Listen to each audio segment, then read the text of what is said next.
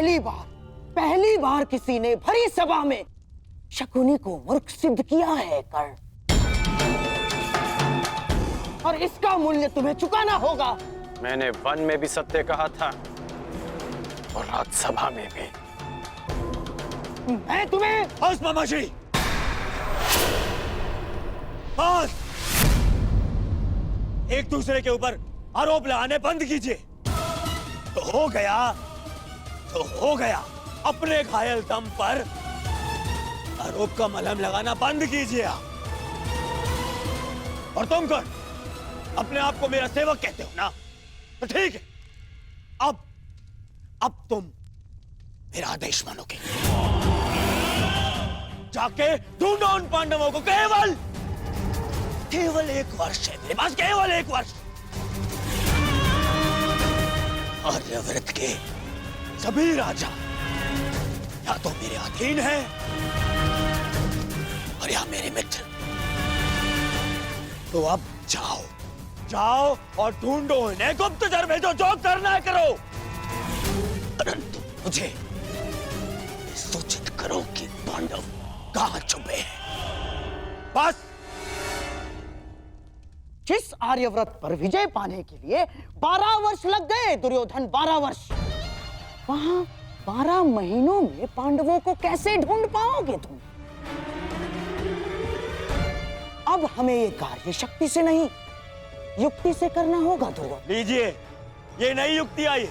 अर्थात मामाश्री? अर्थात पांडव किसी भी परिस्थिति में हमारे मित्र राष्ट्रों में नहीं जाएंगे ना। वो वहां जाएंगे जिन्होंने हमारी अधीनता स्वीकार तो कर ली है, परंतु जो मन से पांडवों के पक्ष में है। मन से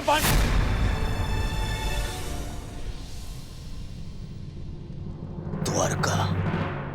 दुर्योधन को लगेगा कि तुम सब द्वारिका में छिपे हो, इसलिए वो अपने गुप्तचर द्वारिका और तुम्हारे मित्र राजाओं के यहाँ भेजेगा। और यदि वो कहीं असावधान होगा तो केवल उस स्थान पर जहां स्वयं उसके मित्र हैं, क्योंकि मनुष्य अपनी खोई हुई वस्तु कभी अपने ही आंचल में नहीं ढूंढता। मैं समझा नहीं, आपका संकेत क्या है वासुदेव? तुम विराट नगर जाओ युधिष्ठिर। विराट नगर के राजा केवल नाम के राजा हैं और वहां पर शासन रानी सुदेशना के भाई कीचक का चलता है। और कीचक दुर्योधन का सबसे परम मित्र है, इसलिए दुर्योधन कभी सोच ही नहीं पाएगा कि तुम सब वहां छिपे। सूर्य भले ही मेघों में छिपा, परंतु उसका तेज बाहर आ ही जाता है। ठीक उसी प्रकार मनुष्य भी प्रकृति से भिन्न व्यवहार नहीं कर सकता दुर्योधन, ना?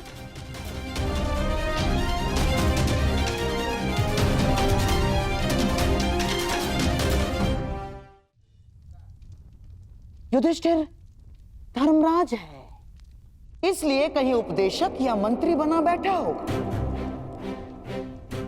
इस बार तुम्हें अपनी प्रकृति से भिन्न व्यवहार करना होगा युधिष्ठिर। तुम कंक के नाम से राजा विराट से मिलोगे और तुम वो कार्य करोगे जो तुम जीवन में कभी नहीं करना चाहते।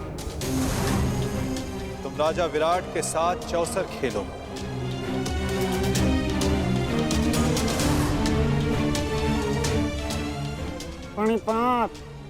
प्रणिपात महाराज।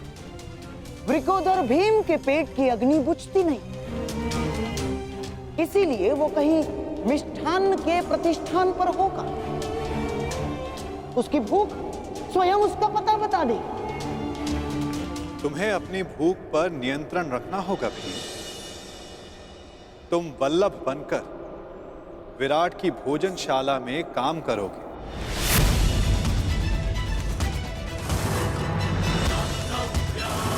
और अपनी भूख पर कड़ा नियंत्रण रखोगे।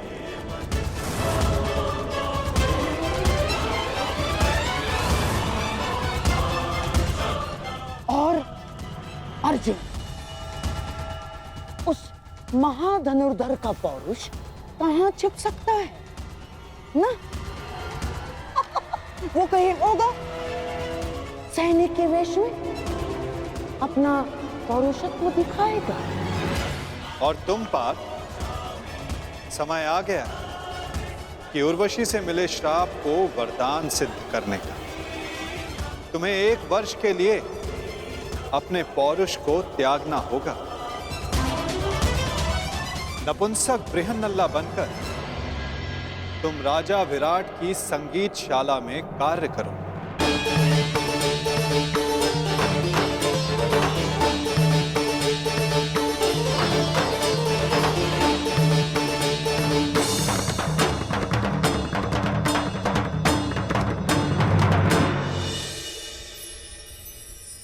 अति उत्तम बृहन्नला,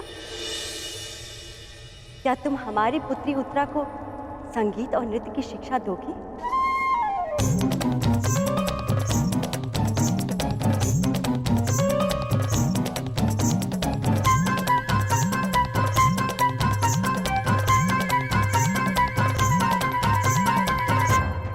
अवश्य महारानी, मैं आपकी अपेक्षाओं पर खरी उतरूंगी।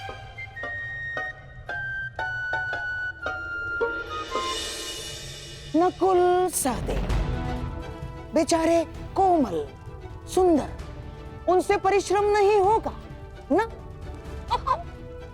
इसीलिए किसी राज्य में सभासद बनकर बैठे होंगे।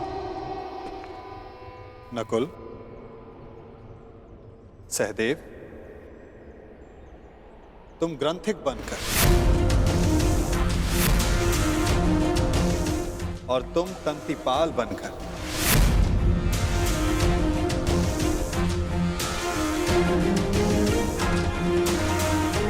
विराट नगर की गौशाला और अश्वशाला में कार्य करो।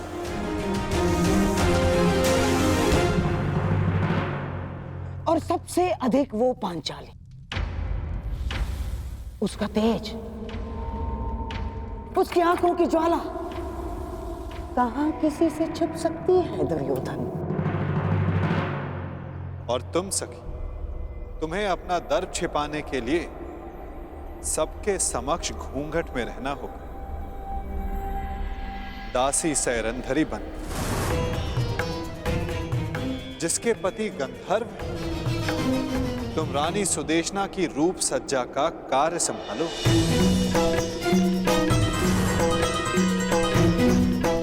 सायरंदरी, ये तो अति उत्तम है कि तुम सदा घूंघट में ही रहोगी, क्योंकि हम नहीं चाहते कि तुम्हारा रूप देखकर विराट राज्य तुम्हारे वश में हो।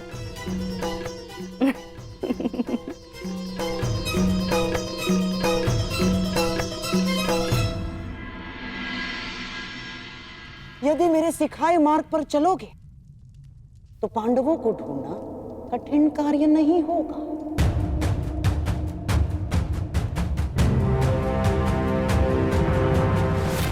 भूल कर रहे हो गांधार राज, पांडव पकड़ में नहीं आएंगे, क्योंकि वो वासुदेव के दिखाए मार्ग पर चल रहे हैं।